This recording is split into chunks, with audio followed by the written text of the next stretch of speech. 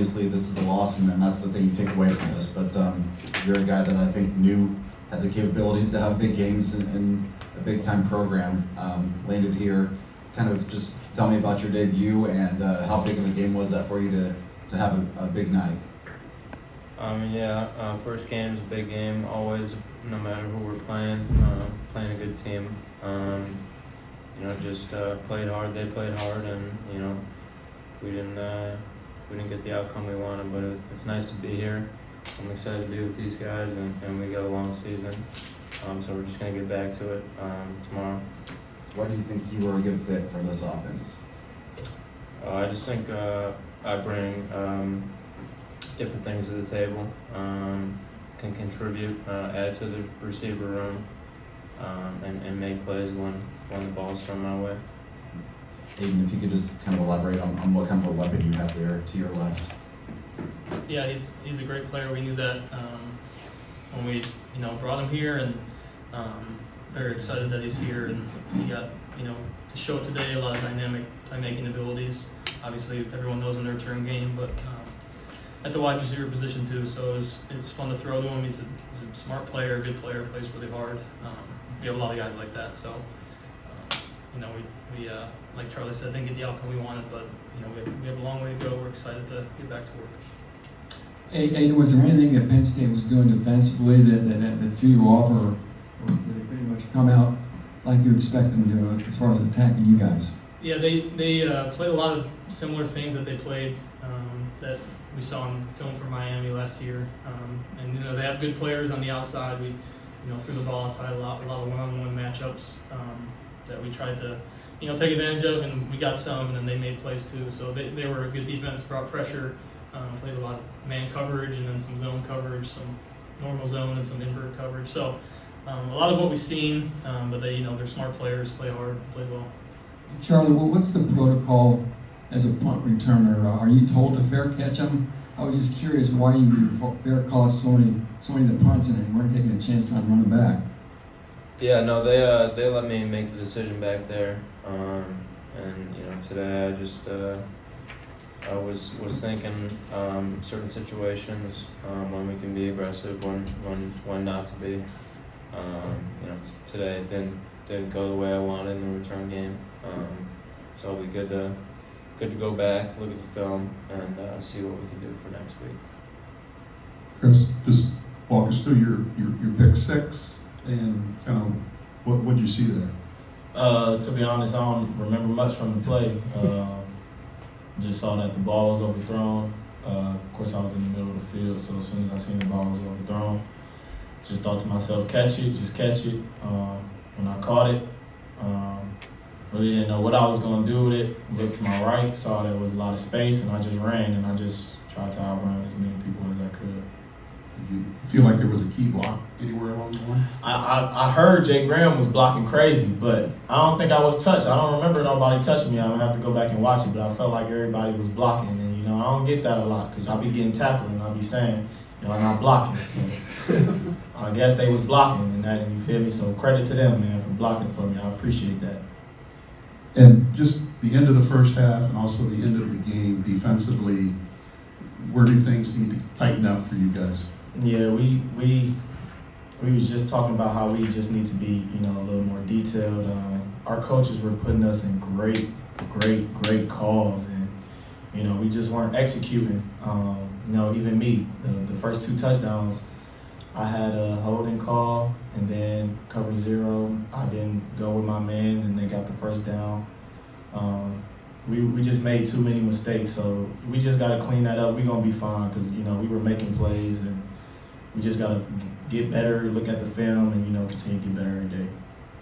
And Branson, what allowed the defensive line to start to get that pressure in the second half? I think just continuing to play hard and having confidence that we can win our one-on-ones. Coach Hagan did a great job of gaming us up, and we had a good conversation on the sideline about what we think will work, and we just went out and executed it.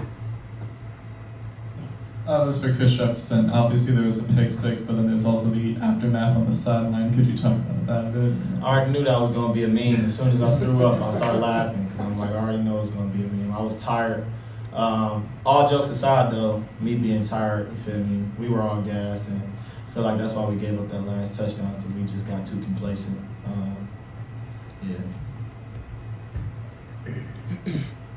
Yeah, also for Chris, there were a lot of penalties in today's game. In the first half, especially, there were some calls against you guys in the secondary. Is it just a matter of, I guess, settling down to kind of help you guys there? In That's the second exactly half? what it was. What do you need to? What do you like? Yeah, what do you guys need to kind of? Yeah, that's exactly what it was. If you look at the film, we were in great position every time. Even me, great position. You know, it's our first game. You know, you got the fans. You know, nobody want to get beat.